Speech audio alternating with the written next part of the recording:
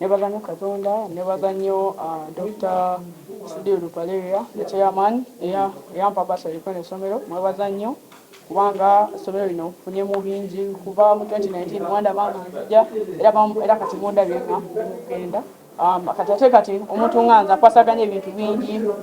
kwasaganya ebyokuyimba, kwasaganya byogenda ku zisho, waliwo akaseera nga wabeerawo sho nga ziri wala, kati ziri mu Kampala, kati byonna obigattagatta mulaba nti no era with all that osobola obeera nti no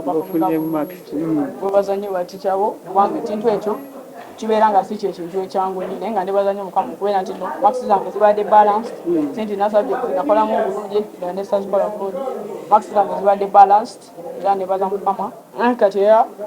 kino kibadde kintu kyomukulu nnyo kubera abasinga mbadde mundabanga badde sikyayimba nnyo naye kati ngeri gye maze P7 level yange gyenzirako endala ndabeera nga mbakuba music wange ndabeera nga mulaba naye nga bw'osoma naye nga bw'osoma era like music agenda beera ajja a little bit more often kubanga right now there's not so much pressure of finishing P7 now since I finished I want to keep dropping music and my music style is going to change a bit ndabanga nkyusa engeri gye nnyimbamu kubeera oba ngo developinga Beddi omugamba ki? Mwebaza nnyo kubeera nti nabeereddewo badda kati abeereddewo bintu bingi n'omulaba nti n'obuseera ebisinga yeefiisa ebintu bye baadde alina okukola naye najja ku ssomero wabeerawo ebintu byokulaba batica najja kati ate mwebaza nnyo nayogera ne batica ne basobola okumbeereramu lesson oba sikola bulungi atera okugera ne batica ate ye anyawanga nnyo bintu bingi nze nga nze era nali nsuubira first grade